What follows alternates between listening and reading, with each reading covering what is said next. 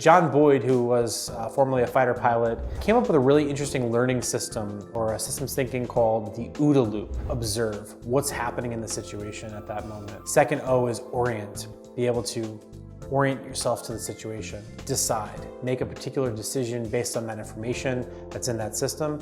And then last but not least, most importantly, is act. So the reason why I like this concept as a thinking concept is I think one of the things that we see happening a lot in businesses that we go in and do creative consulting for, in the enterprise specifically, is there's a lack or willingness or ability to make decisions quickly, or even make decisions for that matter. So one of the things that I like about this OODA loop is it really operates the way that our brains operate in a very, very fast, connected way.